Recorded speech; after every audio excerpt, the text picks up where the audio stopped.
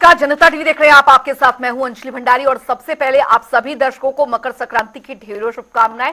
चलिए रुक करेंगे खबरों की ओर। सीएम धामी ने मकर संक्रांति के पावन पर्व पर प्रदेशवासियों को बधाई दी है। उन्होंने सोशल मीडिया प्लेटफॉर्म एक्स पर पोस्ट किया और लिखा, समस्त प्रदेशवासियों को मकर संक्रांति के पावन पर्व की हार्दिक बधाई एवं शुभकामनाएं।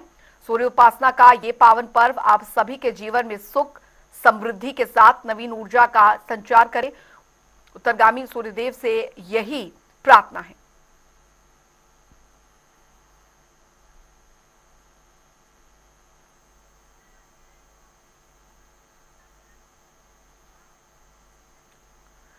तो वहीं सीएम धामी ने उत्तराखंड के लोक पर्व घुघुती त्यार और उत्तरायणी की प्रदेशवासियों को बधाई दी है।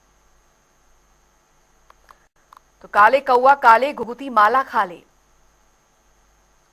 समस्त प्रदेशवासियों को उत्तराखंड के लोक पर्व घुघुती त्यार और उत्तरायणी की हार्दिक बधाई एवं शुभकामनाएं। आप सभी का जीवन सुख समृद्धि से परिपूर्ण हो और इष्ट देवी देवताओं का आशीष सदैव आप पर बना रहे, यही कामना है।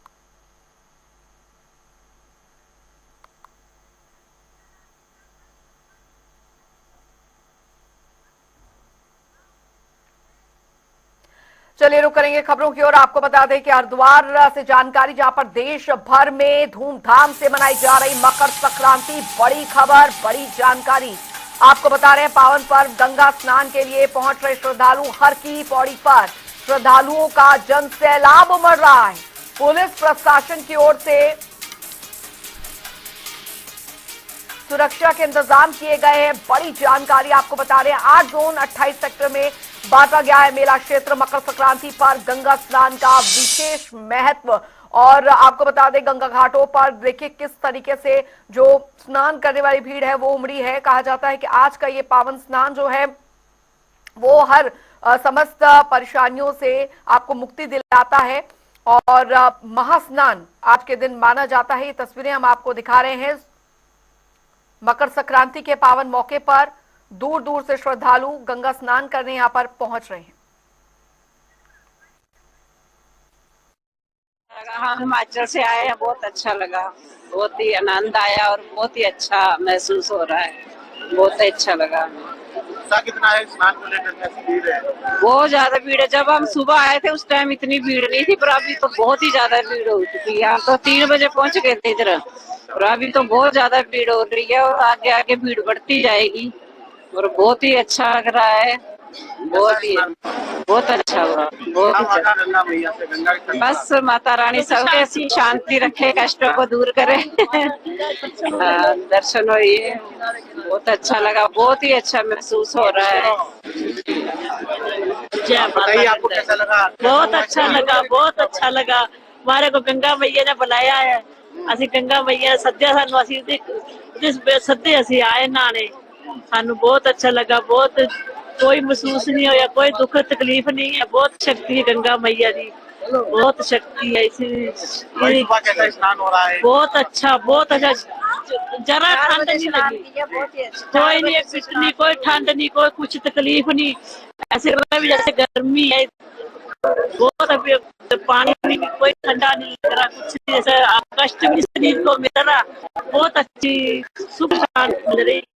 और संवाददाता विकास खरे हमारे साथ हरिद्वार से जुड़ गए हैं ज्यादा जानकारी के साथ। मकर संक्रांति का महापर्व और महास्नान जो है गंगा घाटों पर हो रहा है। विकास, व्यवस्थाएं कैसी की गई है? दूर दूर से हम देख पा रहे हैं श्रद्धालु वहां पर पहुंच रहे हैं। कैसा महसूस आज के इस पावन पर्व पर कर पा रहे हैं वहां मौजूद श्रद्धालु? हाँ बिल्कुल अंजलि, देखिए मैं आपको बताना चाहूँगा, साल का पहला स्नान है और मकर संक्रांति का स्नान काफी महत्वपूर्ण यहाँ पर माना जाता है, क्योंकि देश के अन्य राज्यों से जो है हरिद्वार पहुंच मां गंगा में आस्था की डुबकी श्रद्धालु यहाँ पर लगाते हैं। सुबह से ही तड़के 4 बजे से श्रद्धालु लगातार मां गंगा में आस्था की डुबकी लगा रहे। हालांकि व्यवस्था सुरक्षा की अगर हम बात करें तो चाक-चौबंद व्यवस्था हरिद्वार प्रशासन के द्वारा यहाँ पर की गई है। तमाम जो जोन है वो 8 जोन 28 जो यहाँ पर जोन में बांटे गए ताकि सुरक्षा के लिहाज से जो श्रद्धालु हरिद्वार पहुंचे किसी भी प्रकार की कोई भी दिक्कतों का सामना न करना पड़े, उसको लेकर प्रशासन पूरी तरह से यहाँ पर अलर्ट है। तमाम जो सेक्टर अधिकारी वो हर सेक्टर में यहाँ पर तैनात किए गए और आप साफ तौर पर पीछे भी देख सकते हैं तस्वीर जो श्रद्धालु लगातार तड़के 4 बजे यहाँ पर जो माँ गंगा में स्नान कर अर्जित पुण्य यहाँ पर करे, क्योंकि आज के स्नान का काफी महत्वपूर्ण यहाँ पर माना जाता है, क्योंकि आज जो गंगा में ध्यान और स्नान यहाँ पर करता है तो कहीं न कहीं उनको यहाँ पर माँ गंगा से आशीर्वाद मिलता है और कहीं न कहीं पवित्र पानी माँ गंगा में आस्था की डुबकी लगा सभी जो श्रद्धालु माँ गंगा से यहाँ पर पुण्य अर्जित करते हैं। तो यहाँ की जो विशेषता है साफ तौर पर आप देख सकते हैं जो श्रद्धालु लगातार देश के अन्य पुलिस यहाँ पर कहीं न कहीं अभी भी यहाँ पर श्रद्धालु पहुंचने यहाँ पर शुरू हो चुके हैं। तड़के 4 बजे से जो रात में श्रद्धालु यहाँ पर पहुंच चुके थे, कहीं न कहीं लाखों की संख्या में फिलहाल अभी भी श्रद्धालु हरिद्वार पहुंच माँ गंगा में आस्था की डुबकी लगाकर चलिए आस्था की डुबकी लगाने के लिए दूर दूर से पहुंच रहे हैं। बहुत बहुत शुक्रिया विकास करें इस तमाम जानकारी के लिए। हरिद्वार एक बार आपको फिर लिए चलते हैं, जहां पर मकर संक्रांति के पावन पर्व पर शाही स्नान हो रहा है। जो श्रद्धालु है वो गंगा घाट पहुंच रहे हैं। विकास खरे हमारे संवाददाता हमारे साथ लगातार हमें जो अपडेट दे रहे हैं वहां पर कि किस तरीके से व्यवस्था है, क्योंकि विकास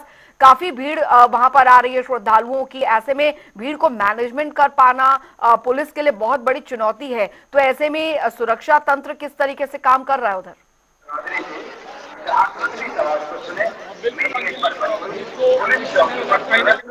हल्द्वार प्रशासन सभी पुलिस यहाँ पर बन जाता है। हल्द्वार पुलिस के प्रयास यहाँ पर जो है सुरक्षा के लिहाज से आज ड्रोन और 28 ट्रैक्टर यहाँ पर सुरक्षा को लेकर सभी जो तमाम यहाँ पर तैनात किए गए। अलग हल्द्वार पहुंच रहे यहाँ पर पहुंचा बातचीत करने की कोशिश कर रहे हैं। आज जो आपको यहाँ पर मुझे कहाँ जाए आप आज आप गंगा में स्नान क्या कैसा लग रहा है हल्द्वार पहुंचकर? अरे हल्द्वार में ठंड भी है, काफी लेकर आए आप आते हैं कैसा लग रहा है हल्द्वार पहुंचकर? स्नान हो गया क्या मालूम माना जाता है मतलब पुरान विकास में स्नान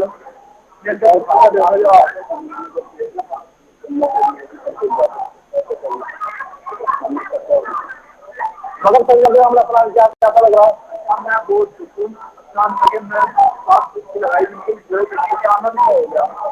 लेकिन मेरी एक बात के चैनल के माध्यम में रिक्वेस्ट है लोगों को कि ऐसे मतलब गंदगी ना लोग नहा के इसलिए मैं लोग डालते हैं लोग कोई तमाम मान जाती है हमारे ऐसा मत करें। मेरी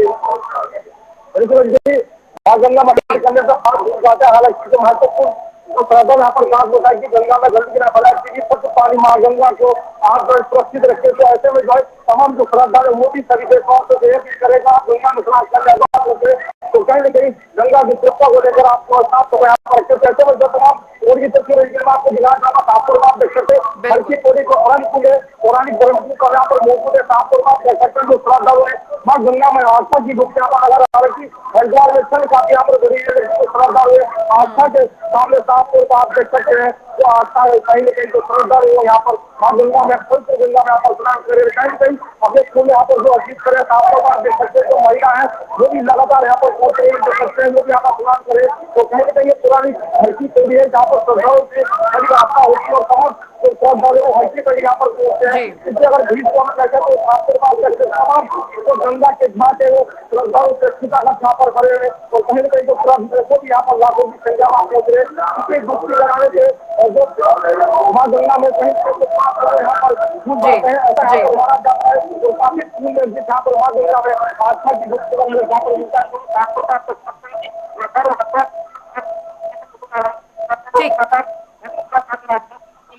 लगातार श्रद्धालु और भी यहाँ पर पहुंच रहे। कहीं न कहीं सुरक्षा की दृष्टि से अगर हम बात करें तो हरिद्वार प्रशासन ने पूरी तरह से इस तरीके से बिल्कुल मुस्तैद बना हुआ है।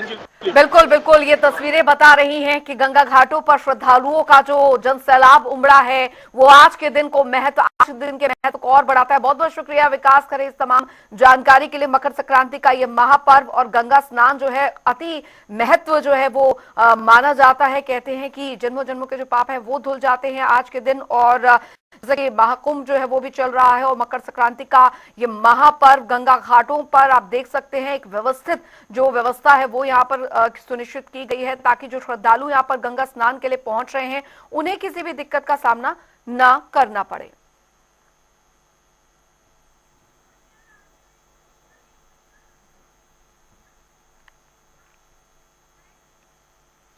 एक और बड़ी खबर आ रही है, बड़ी जानकारी इस बीच आपको बता दें, बड़ी खबर बड़ी जानकारी। देहरादून से प्रदेश के सभी निकायों में 23 जनवरी को रहेगा अवकाश। तो बता दें आपको, राज्यपाल ने की 23 जनवरी को अवकाश की घोषणा। सभी राजकीय कार्यालय, शिक्षण संस्थान आदि सभी में अवकाश रहेगा। 23 जनवरी को निकाय चुनाव के लिए मतदान होगा और प्रदेश के सभी निकायों में 23 जनवरी को रहेगा अवकाश। ये बड़ी खबर आपको बता रहे हैं, राज्यपाल ने की 23 जनवरी को अवकाश की घोषणा। सभी राजकीय कार्यालय, शिक्षण संस्थान आदि सभी में रहेगा अवकाश। 23 जनवरी को निकाय चुनाव के लिए मतदान होगा। जानकारी आपको दे रहे हैं, ये आदेश जारी कर दिए गए हैं। राज्यपाल ने 23 जनवरी को अवकाश की घोषणा की है।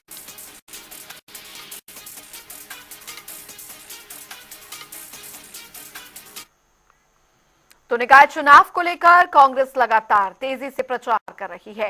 कांग्रेस की ओर से स्टार प्रचारक ताबड़तोड़ जनसभाएं भी कर रहे हैं। इन्हीं सबको लेकर कांग्रेस स्टार प्रचारक शूरवीर सिंह सजवान से हमारे संवाददाता यशराज आनंद ने खास बातचीत की। निकाय चुनाव से पहले हमारे साथ हैं स्टार प्रचारक शूरवीर सिंह सजवान। आइए बात करते हैं कि निकाय चुनाव में शूरवीर सिंह सजवान किस प्रकार से काम कर रहे हैं और अभी तक कहां कहां घूमे। सर, सबसे पहले मेरा प्रश्न है कि निकाय चुनाव में आप स्टार प्रचारक के रूप में हैं, तो अभी तक आपने किन किन क्षेत्रों का भ्रमण किया और क्या आपको जनता से मिला?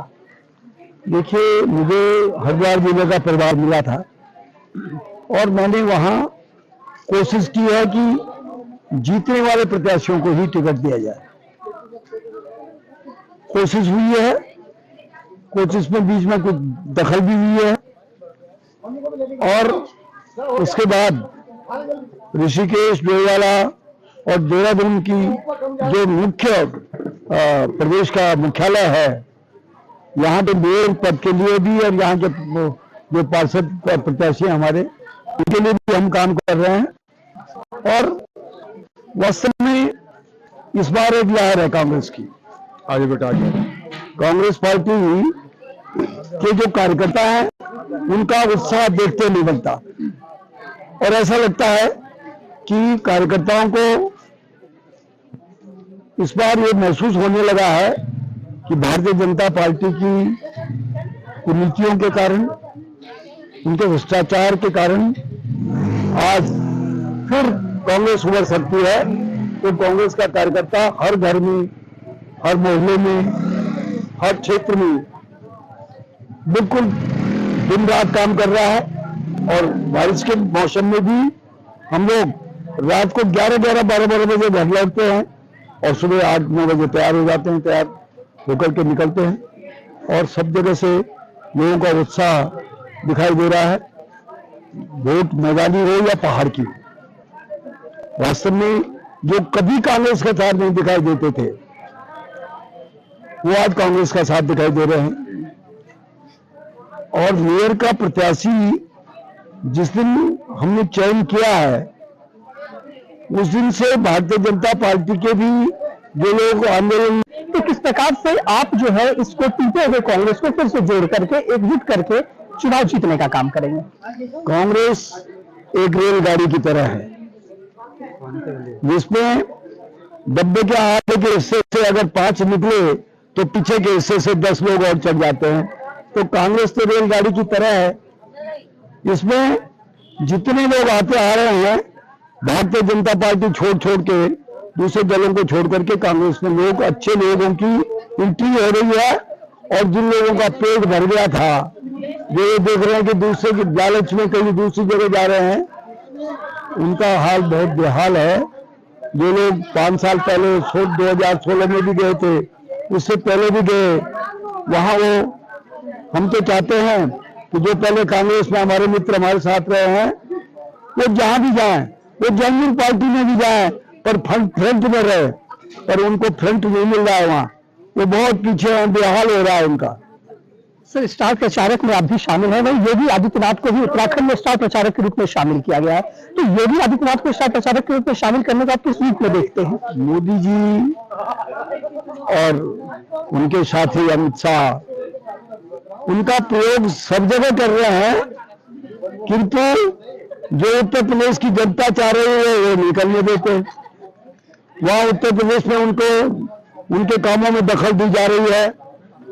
तो योगी आदित्यनाथ को स्टार प्रचारक तो उन्होंने भेजा है, पर योगी आदित्यनाथ जहां जाएंगे वहां कोई से कुछ ऐसी बात बोल के जाएंगे कि जो बीजेपी को नुकसान होगा, हमको लाभ होगा। तो हमारे साथ थे श्री संसदवान, उन्होंने स्पष्ट रूप से कहा कि उत्तराखंड में कांग्रेस को इस बार विजय हासिल होगी, कांग्रेस इस बार भारी बहुमत से जीत हासिल करेगी। कैमरा पर्सन अमित भट्ट के साथ मैं यश साधारण, जनता टीवी, देहरादून। तो एक और जहां पर चुनाव प्रचार तेजी से चल रहा है, तो वहीं दूसरी ओर राजनीतिक दलों के बीच आरोप प्रत्यारोप का दौर भी जारी है। दोनों ही पार्टियां अपनी अपनी जीत के दावों के साथ एक दूसरे पर आरोप प्रत्यारोप लगा रही हैं। के नेताओं को अपने गिरेबान में झांकने की आवश्यकता है और भारतीय जनता पार्टी में पूर्व मुख्यमंत्री और वर्तमान मुख्यमंत्री के बीच जो नूरा कुश्ती चल रही है, भाजपा का महानगर संगठन और जिस तरीके से प्रत्याशी का संगठन आपस में बटा हुआ है, ये किसी से छुपा हुआ नहीं है। भारतीय जनता पार्टी अभी तक बता दीजिए आप पूरे मेयर के चुनाव में कहीं एकजुट नजर आई हो। कांग्रेस पार्टी प्रतिदिन अपना कार्यक्रम जारी कर रही है। हमने जितने स्टार प्रचारक घोषित किए हैं, जितने हमारे वरिष्ठ नेता हैं, लगातार आपको वार्डों में चुनाव प्रचार करते हुए मिल जाएंगे। तो निश्चित तौर पर कांग्रेस पार्टी एकजुट है। इसी से भारतीय जनता पार्टी बौखलाई हुई है। उन्हें निकाय चुनाव में अपनी हार सामने दिख रही है और लालटेन जलाने की आवश्यकता भी भारतीय जनता पार्टी को है। कांग्रेस जिस जगह थी हम उसको वहीं देख रहे हैं, गुटों में बटी हुई, अपनों से लड़ती हुई, एकदम हताश, निराश, जनता के बीच में कहीं दिखाई नहीं देने वाली लालटेन लेके एक बार बयान चला था हरीश रावत जी का कि वो केदारनाथ में देखने जा रहे हैं। आज वो समय आया है कि वो लालटेन लेके अपने कार्यकर्ताओं को नहीं ढूंढ पा रहे हैं, वो लालटेन लेकर अपनी चीज़ों को नहीं संभाल के देख पा रहे हैं। तो ये सभी दिग्गज जो आपस में गुटों में बट गए हैं, अपनों से ही लड़ रहे हैं, वर्चस्व की लड़ाई लड़ रहे हैं, तो ये उसी में पूरी तरीके से व्यस्त है। उनको जनता से ना कभी पहले कभी कोई सरोकार था, ना अब है, ना आगे भी कभी उनको कोई सरोकार रहेगा। और खुद करण महाराज जी जो प्रदेश के अध्यक्ष है उत्तराखंड कांग्रेस कमेटी के, उन्होंने खुद माना है कि मैं ऐसी पार्टी को बिलोंग करता है जिन्होंने पूर्व में कभी किसी को पालिका अध्यक्ष बनाया तो किसी को कुछ बनाया है। तो वो जब प्रदेश अध्यक्ष खुद ये बयान दे रहे हैं तो ये समझा जा सकता है कि आज कांग्रेस पार्टी किस जगह पर खड़ी है और किस तरीके से अपने ही आप में एक प्रदेश अध्यक्ष शर्मिंदा है, तो उस कांग्रेस पार्टी की क्या हालत है। चलिए बात अब प्रदेश के मौसम की करेंगे, क्योंकि प्रदेश में 2 दिन मौसम खराब रहने के बाद मौसम साफ हो चुका है। धूप निकलने से लोगों को काफी राहत भी मिली है और हालांकि मौसम विभाग के अनुसार एक बार फिर मौसम में परिवर्तन देखने को मिलेगा। मौसम विभाग के निदेशक डॉक्टर विक्रम सिंह ने बताया है कि अब 16 और 17 जनवरी को बारिश और बर्फबारी के आसार बने हुए हैं। साथ ही उन्होंने अब हरिद्वार, उधम सिंह नगर में घने कोहरे का येलो अलर्ट भी जारी किया है। मौसम की बात करते हैं, 13 तारीख आज जनवरी की हो गई है और छुटपुट एक्टिविटी पास्ट जो 48 आवर्स है उसमें मिली है। और उसमें अगर बात करें जो 3000 या 3500 मीटर के आसपास के एरियाज हैं, तो उसमें तो आप कह सकते हैं करीब जो है 5-6 इंच तक जो बर्फबारी हुई है। लेकिन बाकी जगहें तो ठीक है, 1-आध इंच तक जो है जो 3000 के आसपास तक उस तरह की बर्फबारी मिली है। आगे अब देख रहे हैं तो जो आज और कल तो मौसम साफ़ ही है, 15 में मौसम साफ रहेगा। 15 की शाम रात से थोड़ा एक सिस्टम थोड़ा फिर से आएगा, तो आप देखेंगे कि 16 के अर्ली मॉर्निंग से या 16 को जो है लाइट स्कैटर्ड एक्टिविटी फिर से जो है रेन की या स्नोफॉल जो 3000 मीटर या उसके आसपास तक एरिया में हल्की बारिश बर्फबारी 16 को मिलने की संभावना है। उधर खटीमा में चल रही 7 दिवसीय उत्तरायणी कौतिक मेले में दरअसल 5वें दिन भी स्थानीय कलाकारों और स्कूली बच्चों का जलवा देखने को मिला। इस दौरान कलाकारों ने पारंपरिक वेशभूषा में लोक नृत्य, लोकगीत, नृत्य नाटिका के जरिए लोगों का मन मोह लिया।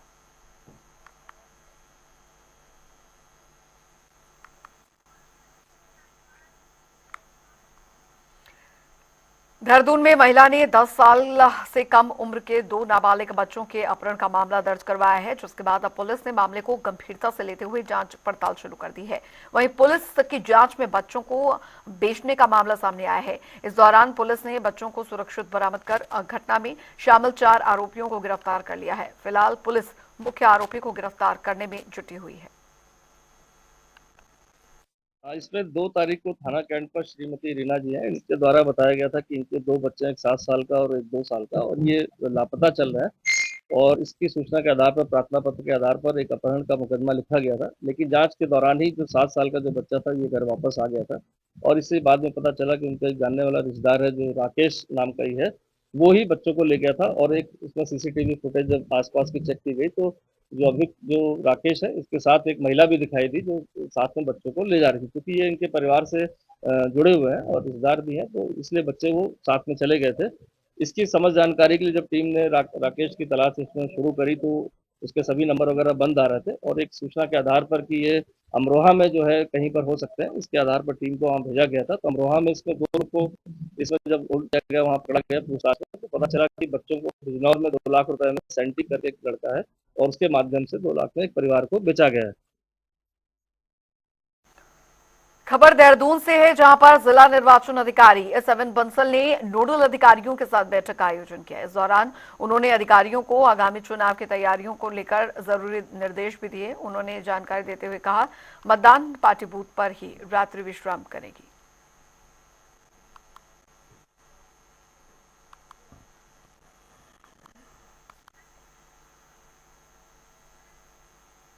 उत्तराखंड में इन दिनों अगले बजट की तैयारी हो रही है, लेकिन उससे पहले इस वित्तीय वर्ष के बजट खर्च को लेकर के वित्त विभाग अभी तैयारी कर रहा है। इतना ही नहीं, वित्त विभाग सभी विभागों के बजट खर्च परफॉर्मेंस की जांच भी कर रहा है। देखिए रिपोर्ट।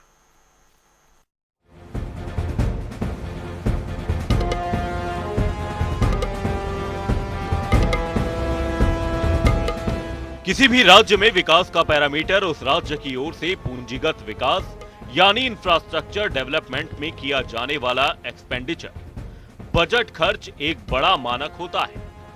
उत्तराखंड बजट खर्च को लेकर विभागों पर जोर दे रहा है। बता दें कि इस वित्तीय वर्ष के लिए प्रदेश सरकार ने 89,230 करोड़ का बजट विधानसभा में पास किया था। अब तक के सरकार के खर्च पर बात की जाए तो अब तक कैपिटल एक्सपेंडिचर में सरकार के 52 डिपार्टमेंट ने प्रस्तावित 15,854 करोड़ में से 6,217 करोड़ रुपए खर्च कर दिए हैं, जो कि प्रस्तावित बजट का लगभग 41.85% है। बता दें ये आंकड़े 1 अप्रैल 2024 से 7 जनवरी 2025 तक के हैं। उत्तराखंड सरकार के बजट पर अगर नजर दौड़ाई जाए तो सरकार के कुछ ऐसे महत्वपूर्ण विभाग हैं जिन पर नवनिर्माण और विकास कार्य की सबसे बड़ी जिम्मेदारी होती है। ऐसे में सरकार के हैवीवेट बजट यानी 500 करोड़ से ज्यादा का प्रस्तावित बजट रखने वाले विभागों की बात की जाए तो वो इस तरह है। ग्रामीण विकास विभाग, प्रस्तावित बजट 1,632 करोड़। लोक निर्माण विभाग, प्रस्तावित बजट 1,440 करोड़। सिंचाई विभाग, प्रस्तावित बजट 1,380 करोड़। ऊर्जा विभाग, प्रस्तावित बजट 1,281 करोड़। शहरी विकास, प्रस्तावित बजट 774 करोड़। खाद्य आपूर्ति विभाग, प्रस्तावित बजट 613 करोड़। आपदा प्रबंधन विभाग, प्रस्तावित बजट 596 करोड़। पेयजल निगम, प्रस्तावित बजट 572 करोड़। अपने प्रस्तावित बजट में से अधिक बजट को रिलीज कराकर और उसे खर्च करना यह माना जाता है कि वह कार्य पूरे हो गए हैं और बजट खर्च हुआ है, यानी विकास कार्य किए गए हैं। ऐसे में अगर सबसे ज्यादा बजट रखने वाले विभागों में बजट खर्च के मामले में सबसे अच्छा काम करने वाले विभागों की बात करें तो वो इस तरह है। बजट खर्च में टॉप 5 परफॉर्मर। लोक निर्माण विभाग पीडब्ल्यूडी ने 62.84% बजट खर्च किया। खाद्य एवं नागरिक आपूर्ति विभाग ने 98.51% बजट खर्च किया। शहरी विकास विभाग ने 64.48% बजट खर्च किया। कृषि विभाग ने 64.12% बजट खर्च किया। खेल विभाग ने 92.40% बजट खर्च किया। बजट खर्च करने के मामले में आपदा प्रबंधन विभाग सबसे ज्यादा फिसड्डी साबित हुआ है। उसके बाद पर्यटन विभाग भी कम बजट खर्च कर सका है। वहीं वन और ऊर्जा निगम ने भी कम बजट खर्च किया है। इसके अलावा समाज कल्याण विभाग भी बजट खर्च करने के मामले में काफी लो परफॉर्मर है। आपदा प्रबंधन विभाग, जिसका प्रस्तावित बजट 596 करोड़ का है, लेकिन केवल 29% खर्च हुआ है। पर्यटन विभाग का प्रस्तावित बजट 259 करोड़ रुपए का है, विभाग ने केवल 30% खर्च किया है। वन विभाग भी बजट खर्च के मामले में पीछे है।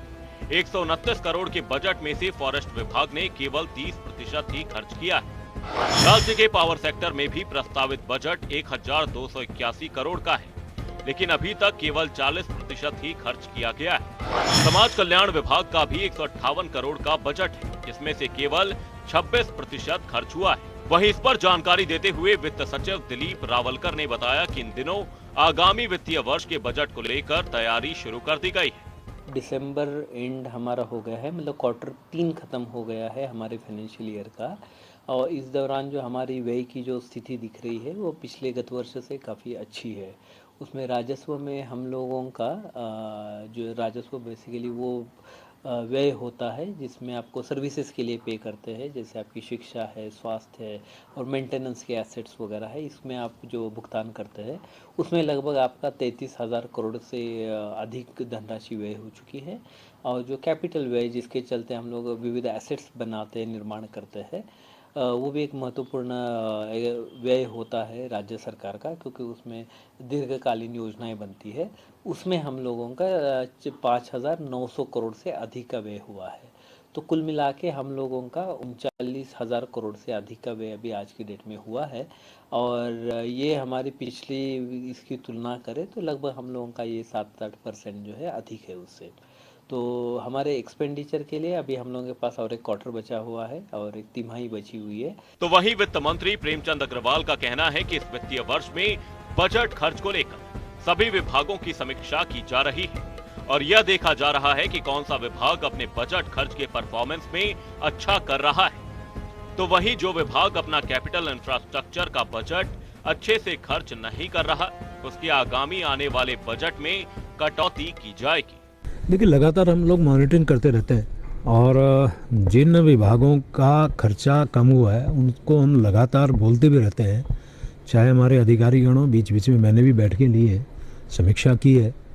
और ये बात ठीक है कि कुछ विभाग बहुत अच्छा काम कर रहे हैं, लेकिन ये बात भी ठीक है कुछ विभाग अभी भी उसमें उस जो अपेक्षाकृत बजट खर्च नहीं कर पाए हैं। तो उसमें हमने एक बात और भी कही है, जो विभाग इस प्रकार के होंगे तो आने वाले बजट में उनको उस प्रकार से फिर कंसिडर भी किया जाएगा। यानी यदि वो खर्चा कम कर पा रहे हैं तो फिर अगले बजट में उनको कटौती होगी, यानी उनको जो वो चाहेंगे, जिस प्रकार से उनकी अपेक्षाएं हैं बजट के लिए, तो फिर उस पर हम लोग भी विचार करते हैं। ये बार पिछली बार भी मैंने किया था और इस बार भी हम उसी प्रकार से काम करेंगे। वित्त मंत्री और वित्त सचिव के अनुसार आगामी बजट में विभागों का बजट परफॉर्मेंस का काफी हद तक प्रभाव देखने को मिल सकता है। तो अब देखना होगा कि आगामी बजट वित्त विभाग कैसे तय करता है। देहरादून से जनता टीवी के लिए नवीन शुक्ला की रिपोर्ट।